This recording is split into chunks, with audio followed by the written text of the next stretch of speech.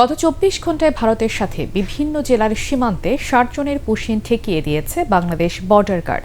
BGB কর্মকর্তা lieutenant colonel Ariful Islam Masum জানিয়েছেন, পরিস্থিতি নিবিড়ভাবে পর্যবেক্ষণ করা হচ্ছে। সীমান্ত এলাকায় নজরদারি ও টহল জোরদার করা হয়েছে। এদিকে চাঁপাইনবাবগঞ্জের গোমস্তাপুরে ২ দিন ধরে শূন্য রেখায় অবস্থান করছে ২৮ জন। তাদের ব্যাপারে এখনও সিদ্ধান্ত নিতে পারেনি উভয় দেশের সীমান্ত বাহিনী। প্রতিনিধিদের পাঠানো তথ্যচিত্রে মিজান শাহজাহানের রিপোর্ট। শুভেন্দু অধিকারী পশ্চিমবঙ্গের মুখ্যমন্ত্রী হওয়ার পরেই ঘোষণা দেন অবৈধ বাংলাদেশিদের ফেরত পাঠাবে তার রাজ্য সরকার। তবে এ ব্যাপারে ঢাকার অবস্থান স্পষ্ট, দিল্লির সাথে কূটনৈতিক প্রক্রিয়ায় যে কোনো সমস্যার সমাধান হবে। কোনো ধরনের আলোচনা না করেই গত কয়েকদিন ধরে বাংলাদেশের সীমান্ত দিয়ে পুশিনের চেষ্টা করছে ভারতীয় সীমান্ত বাহিনী বিএসএফ। শুক্রবার নওগাঁর সাপাহার উপজেলার হাপানিয়া সীমান্ত এলাকা দিয়ে নারী, পুরুষ ও শিশুসহ ১৭ জনকে পুশিনের চেষ্টা চালিয়েছে বিএসএফ। তবে বিজিবির তাৎক্ষণিক তৎপরতায় তারা বাংলাদেশে প্রবেশ করতে পারেনি। বর্তমানে তারা শূন্য রেখায় অবস্থান করছে। এদিকে লালমনিরহাটের আলাদা ৩টি সীমান্তে পুশিনের জন্য ৩৩ জনকে জড়ো করেছে বিএসএফ। শুক্রবার মধ্যরাত থেকে জেলার পাটগ্রাম উপজেলা শ্রীরাম, হাতিবান্দার বড়খাতা ও আদিতমারির দিগলতারি সীমান্তে তাদেরকে পুশিনের চেষ্টা করা হয়। এসব ঘটনায় সতর্ক অবস্থানে রয়েছে বিজিবি। পঞ্চগড় সদর উপজেলার বড়বাড়ি প্রধানপাড়া গ্রামের সীমান্ত দিয়ে নারী ও শিশুসহ ১০ জনকে বাংলাদেশে ঠেলে পাঠানোর চেষ্টা করেছে বিএসএফ। বিজিবির শক্ত অবস্থানের কারণে তাদেরকে এখন শূন্য রেখায় বসিয়ে রাখা হয়েছে।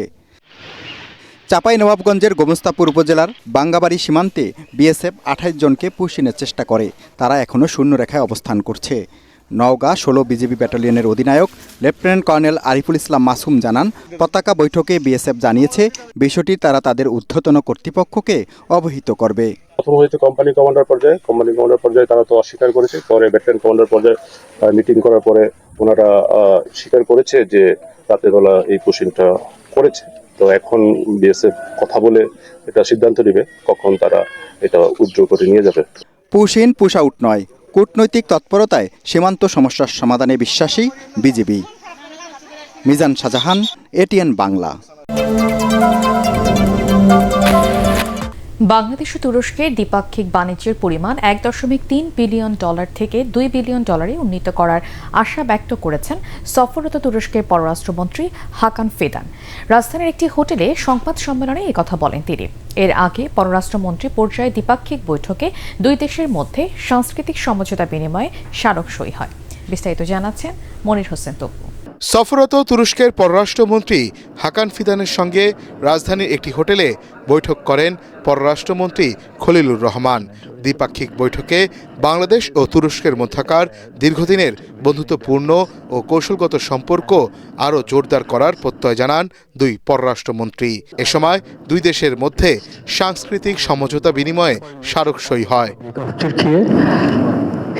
পরে সংবাদ সম্মেলনে তুরস্কের পররাষ্ট্রমন্ত্রী হাকান ফিদান বলেন, ত্রয়োদশ জাতীয় সংসদ নির্বাচন ও গণভোটের পর বাংলাদেশ একটি নতুন অধ্যায়ে প্রবেশ করেছে এবং এই অগ্রযাত্রায় তুরস্ক দৃঢ়ভাবে পাশে থাকবে।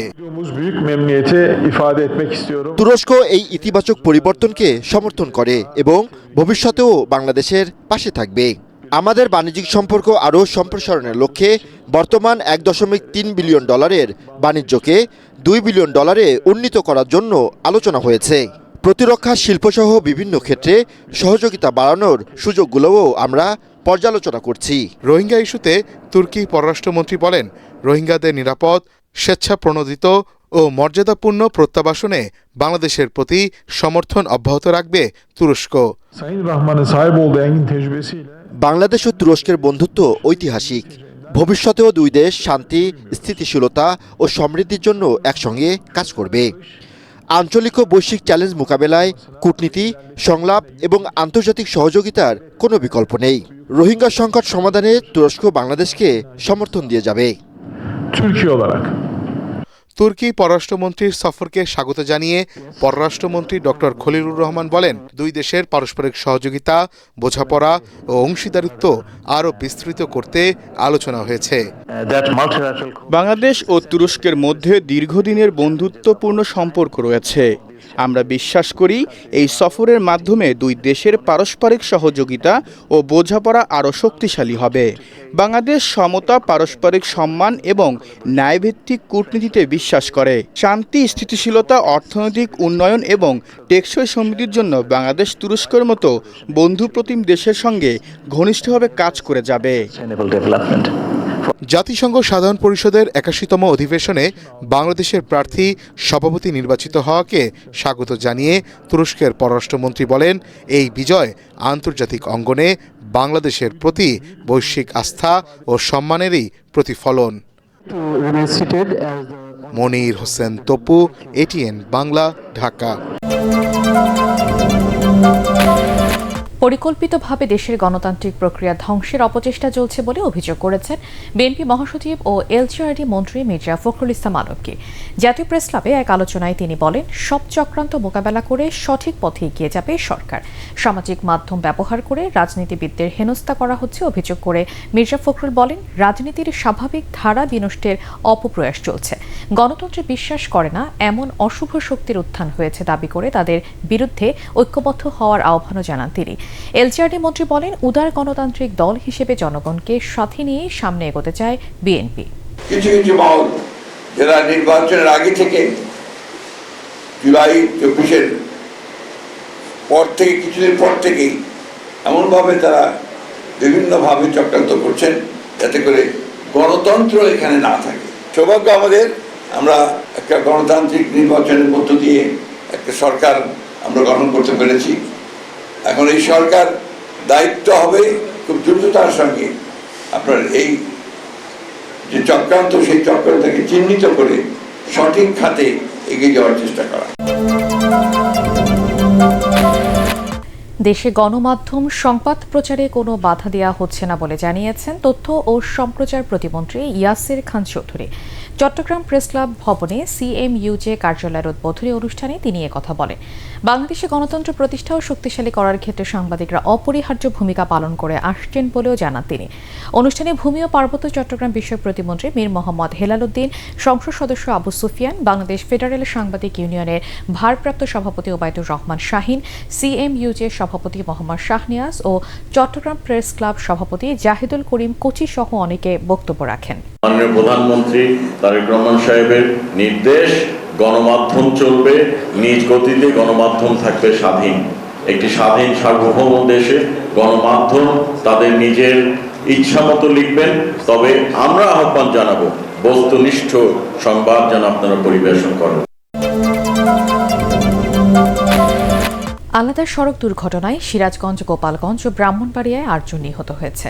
এ সময় আহত হয় আরও বেশ কয়েকজন। এদিকে রাজবাড়ীর দৌলতদিয়ার ফেরিঘাটে পন্টুন থেকে আবারও পদ্মায় পড়ে যায় একটি বাস। তবে বাস থেকে আগেই যাত্রীদের নামিয়ে দেয় কোনো প্রাণহানি হয়নি। ঘটনার পরপরই চালক ও তার সহকারী সহ 3 জনকে জীবিত উদ্ধার করা হয়। প্রায় 3 ঘন্টা পর নদী থেকে উপরে তুলে আনা হয় বাসটি। প্রতিনিধিদের তথ্য ছবিতে জানাচ্ছেন মাসুদ রানা। রাজবাড়ী দৌলতদিয়া ফেরিঘাটে আবারও এক দুর্ঘটনা পুনরাবৃত্তি ঘটেছে। নিয়ন্ত্রণ হারিয়ে এসবি নামে একটি যাত্রীবাহী বাস পদ্মা নদীতে তলিয়ে যায়। এই নিয়ে এলাকায় তীব্র চাঞ্চল্য ও আতঙ্কের সৃষ্টি হয়। তবে স্বস্তির বিষয় হলো এই ঘটনায় কোনো প্রাণহানি হয়নি। চালক ও সহকারী সহ 3 জনকে উদ্ধার করা হয়। ঘটনার প্রায় 3 ঘন্টার পর নদী থেকে উপরে তুলে আনা হয় বাসটিকে। বাসের ভিতরে কোনো যাত্রী ছিল না, তারপরেও আমরা আমাদের যে ডুবুরির দল চেষ্টা করতেছে বাসের ভিতরে আরও তল্লাশি করে দেখার জন্য। এদিকে পিকআপ ভ্যানের ধাক্কায় মা ছেলে সহ অটোরিকশা 3 যাত্রী নিহত হয়েছে ব্রাহ্মণবাড়িয়ায়। এই ঘটনায় আহত জ্যোৎস্নার স্বামী কাউসার ও তার মেয়ে আদিবাকে উন্নত চিকিৎসার জন্য ঢাকা মেডিকেলে পাঠানো হয়েছে। টাকা এসে ওনাকে পিছন থেকে ডাইরেক্ট মারিয়ে দিচ্ছে, সামনে বড় এসে অনেক জোরে হিট করে অনেকে আঘাত করা হয়েছে, একবারে গাড়ি একবার তছনছ হয়ে গেছে। সিরাজগঞ্জে বেলকুচি মেগুল্লায় যাত্রীবাহী বাস চাপায় অটো ভ্যানের চালক সহ 3 যাত্রী নিহত হয়েছে। পুলিশ জানায় বেলকুচি আঞ্চলিক মহাসড়কের মুকন্দি গাতি গ্রামে একটি ভ্যানের এক্সেল ভেঙে সড়কের উপর পড়ে যায়। এ সময় বিপরীতমুখী একটি বাস ভ্যানটির উপরে উঠে গেলে ঘটনাস্থলে ভ্যানের চালক সহ 3 যাত্রী মারা যায়। বাসটিও নিয়ন্ত্রণ হারিয়ে রাস্তার পাশে গাছের সাথে আটকে যায়। এতে বাসের অন্তত 10 যাত্রী আহত হয়। অন্যদিকে গোপালগঞ্জের মকসুদপুরের রাগদিয়া এলাকায় দুটি যাত্রীবাহী বাসের সংঘর্ষে 2 জন নিহত হয়েছেন। এই ঘটনায় আহত হয় অন্তত আরও 25 জন। মাসুদ রানা, ATN বাংলা। গত 24 ঘন্টায় সারা দেশে হামের উপসর্গে আরও 5 শিশুর মৃত্যু হয়েছে। একই সময় নতুন করে আক্রান্ত হয়েছে আরও 1411টি শিশু। স্বাস্থ্য অধিদপ্তরের বিজ্ঞপ্তিতে জানানো হয়েছে, নতুন করে 243টি শিশু নিশ্চিতভাবে হামে আক্রান্ত এবং উপসর্গ দেখা দিয়েছে 1168 জনে। চলতি বছরের 15ই মার্চ থেকে 5ই জুন পর্যন্ত সারা দেশে হাম উপসর্গে মোট 610 শিশুর মৃত্যু হয়েছে। এর মধ্যে নিশ্চিতভাবে হামে আক্রান্ত হয়ে মারা গেছে 91টি শিশু এবং উপসর্গে মৃত্যু হয়েছে 519 জনের।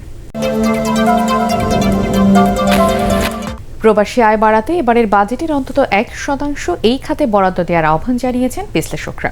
তারা বলছেন, 5 বছরে 1 কোটি বৈদেশিক কর্মসংস্থান সৃষ্টির লক্ষ্য অর্জনে দক্ষ কর্মী তৈরির কোনো বিকল্প নেই। এজন্য শিক্ষা, গবেষণা এবং প্রশিক্ষণে দরকার বড় অঙ্কের অর্থ বরাদ্দ। অবশ্য প্রবাসী কল্যাণ প্রতিমন্ত্রী জানিয়েছেন, কর্মীদের প্রশিক্ষণ, আবাসন সহায়তায় এবারের বাজেটে থাকছে চমক। ইমদাদুল্লাহ বাবুর রিপোর্ট। অর্থনীতি পুনরুদ্ধারের চ্যালেঞ্জ নিয়ে দেশের ইতিহাসে সবচেয়ে বড় প্রায় 9.5 লাখ কোটি টাকার বাজেট দিতে যাচ্ছে বিএনপি সরকার।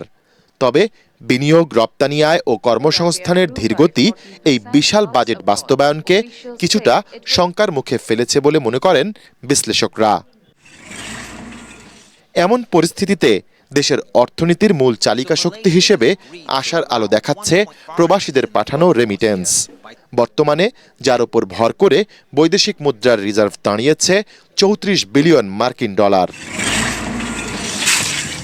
তথ্য বলছে, বিগত অর্থবছরগুলোতে প্রবাসী কল্যাণ খাতে বরাদ্দ বাড়লেও তা চাহিদার তুলনায় অপ্রতুল। গেল 2022-23 অর্থবছরে এ খাতে বরাদ্দ ছিল 619 কোটি টাকা, যা ধাপে ধাপে বেড়ে আবার কমে 2025-26 অর্থবছরে দাঁড়ায় 852 কোটি টাকায়। তবে জাতীয় বাজেটের তুলনায় এই অঙ্ক খুবই সামান্য। 1 কোটি কর্মী যদি আমরা আগামী 5 বছরের মধ্যে প্রেরণ করতে চাই, তাহলে অভিবাসন খাতের বাজেটকে আমরা এই দাবিটা করতে চাই, অন্তত পক্ষে 1% না হলেও, মোট বাজেটের 1% না হলেও অন্ততপক্ষে 0.5%, অর্থাৎ পূর্বে যে বাজেটে বরাদ্দ দেওয়া হতো তার চাইতে 2 গুণ 3 গুণের বেশি যাতে বরাদ্দ এই আসন্ন বাজেটে প্রদান করা হয়। সরকারের পক্ষ থেকে বলা হচ্ছে, প্রবাসীদের জন্য এবার প্রথাগত বা গতানুগতিক ধারার বাইরে গিয়ে একটি ভিন্নধর্মী বাজেট উপহার দেয়া হবে।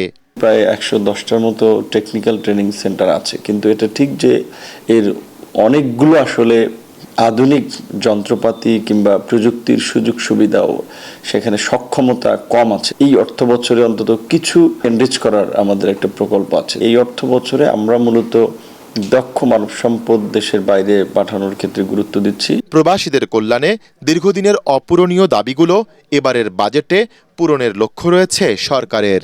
যদি বাজেট বরাদ্দের মাধ্যমে আমরা কর্মমুখী শিক্ষা, কারিগরি শিক্ষা, প্রশিক্ষণের মাধ্যমে যদি আমরা দক্ষ জনশক্তি, অতি দক্ষ জনশক্তি আরও বেশি করে প্রেরণ করতে পারি, আমরা আশা করি বিএনপি সরকারের প্রথম বছরেই প্রায় 45 বিলিয়ন ডলারের মতো প্রবাসী আয় উপার্জন করা সম্ভব হবে। এই খাতের প্রতি নজর দেই, এই খাতের সাথে সংশ্লিষ্ট যে রিক্রুটিং এজেন্সিগুলো রয়েছে তাদেরকে প্রণোদনা প্রদান করি, নীতি সহায়তা প্রদান করি, যন্ত্রপাতি আমদানির জন্য ট্যাক্স রিবেট দিয়ে যেগুলি দিয়ে প্রশিক্ষণ করাবে, তাহলে অভিবাসন খাতটা বাংলাদেশের সরকারের বড় একটা ভরসার জায়গায় তৈরি হবে। প্রবাসী কার্ড দেওয়া, ঢাকা সহ জেলা, বিভাগীয় পর্যায়ক্রমে বিভিন্ন পর্যায়ে প্রবাসী সিটি করা, প্রবাসীদের ইনভেস্টমেন্টের জন্য আলাদা ইকোনমিক জোনের কথাও বলা হয়েছে। কোনো কারণে দেশে অনাকাঙ্ক্ষিত পরিস্থিতির মুখোমুখি হয়ে অনেকে দেশে ফেরত আসতে হয়, সেক্ষেত্রে তাদের পুনর্বাসনের ক্ষেত্রে আমাদের একটা প্রজেক্ট চলমান আছে। সেই প্রজেক্টটাকে বৃদ্ধি করা, প্রবাসীদের ডেডিকেটেড করা একটা হসপিটাল করার কথা ভাবছি। এই অর্থ বছরে সেটা সাবমিট করা হবে।